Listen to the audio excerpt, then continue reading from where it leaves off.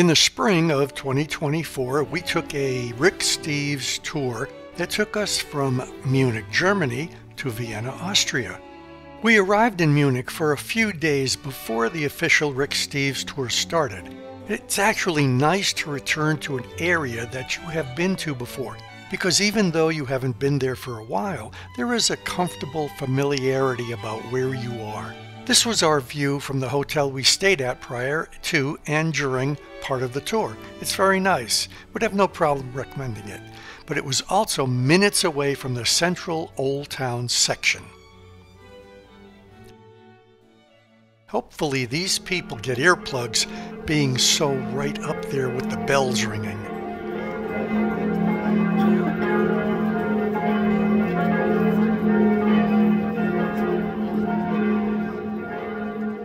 Munich is a majestic city that was the capital of the Kingdom of Bavaria. It became a founding state of the German Empire in 1871 when the empire was established. Bavaria was the second largest, wealthiest, and most powerful state in the empire after Prussia. Bavaria still retained its title of kingdom even after it joined the empire, which at that time was led by Prussia. Munich, or München if I'm saying that correctly, means home of the monks, a name that stems from the Benedictine monastery founded in the area around the mid-8th century. The House of the Wittelsbachs ruled Bavaria from around 1180 to 1918. Now this is a gross oversimplification of the city and the area's history. The Old Town area is where the City Hall is, which is quite a building. This is also where the Rathes Glockenspiel is, that has a mechanical performance a few times a day that performs a couple of historical events. You can go inside and there are a few things to see, and it's actually pretty good in there. There is this plaque to the Allied troops who liberated Munich from the Nazis. It's also the meeting place for a lot of the local tour groups. Right next to this area is a huge marketplace with a lot of street foods, more beer than you can imagine. Even at breakfast, Europeans love their outdoor places, and actually so do we.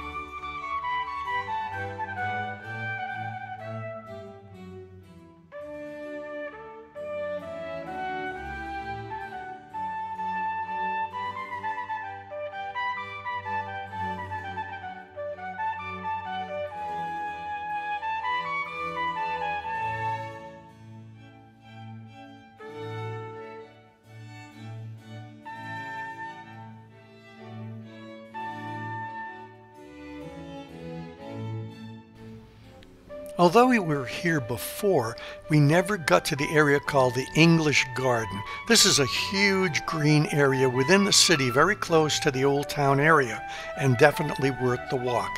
But the most amazing thing about this garden is that people surf here. The man-made Eisbach River is the only place along this waterway that has these artificial waves. At first it was called the Theodor's Park, but soon the name English Garden became established. And it's called the English Garden because it's not laid out as a geometrically designed French Baroque garden, which was popular at the time, but in the natural style of an English landscape park.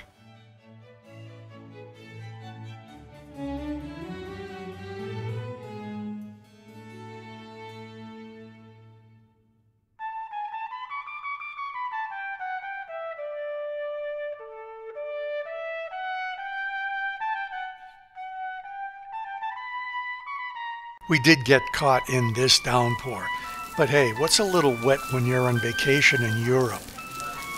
This is another hotel we stayed at while we were here. This building has been around here since 1490, and it's right on the edge of the Old Town. Highly recommend this place. But onto a few of the side tours we took before the official Rick Steves tour started.